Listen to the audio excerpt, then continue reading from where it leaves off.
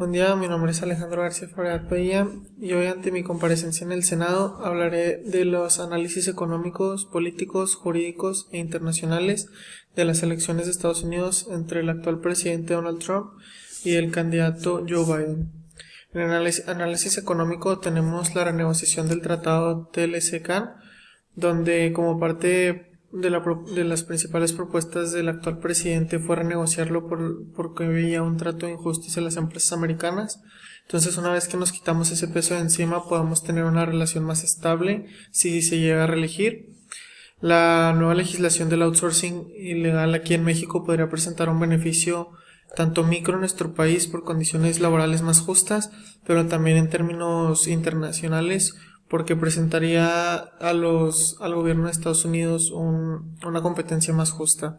Esto también es lo mismo con Joe Biden, que parte de sus políticas son la creación de empleos más dignos en Estados Unidos. Entonces una competencia más digna de sus aliados podría ayudar en campaña.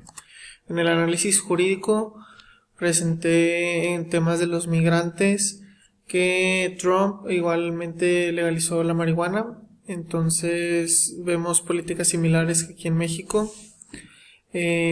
Con los tratados internacionales amenazó con salirse de uno de los 4 con los que está en México, del TEMEC, para renegociar el TLCAN.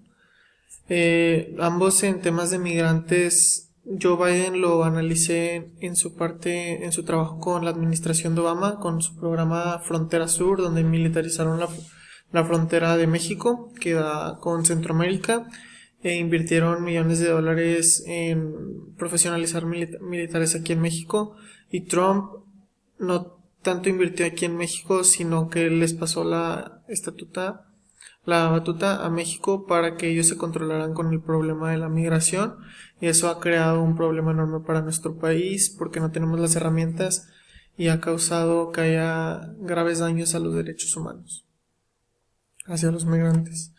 En el análisis internacionalista analicé el fenómeno del narcotráfico, donde Trump, debido a ha tomado la postura en contra de México basado en que, como la famosa frase, son narcos. Entonces ha creado una mala imagen de México, pero sin embargo una de sus principales fuerzas políticas son los lobbies de armas, que hacen muy difícil la tarea en México controlar al narco, porque el narco trae armas y nosotros les damos drogas. Entonces se hacen más fuertes, ganan en dólares y aparte tienen armas muchas veces mejores, como lo vimos en el caso de Ovidio Guzmán, mejores que el ejército mexicano. Con Biden sí hay una fuerza antiarmas que quieren, y que eso nos puede ayudar en el combate contra el narcotráfico. Las agencias de Estados Unidos en el programa de Frontera Sur entraron a México, agencias federales de inteligencia que violan el principio de soberanía de nuestro país, y los estados que han promovido la legalización de las drogas han sido demócratas. Entonces ahí vemos una alineación de políticas que podrían ser benéficas en el futuro.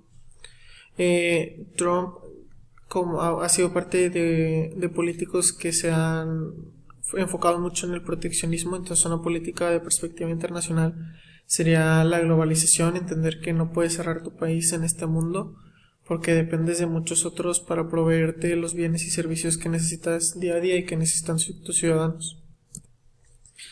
En el análisis político, el principal actor que yo creo que es Trump el mismo, porque su presidencia se ha marcado por batallas contra otros entes. Entonces, dependiendo contra quién esté, podremos crear políticas de, por ejemplo, si decide una batalla contra China, podríamos explorar abrir las puertas a China. El segundo actor son los lobbies de armas, que podrían presentar un problema. El tercer actor son políticos que tienden a tener tintes racistas y que no apoyan necesariamente los intereses de los mexicanos en Estados Unidos.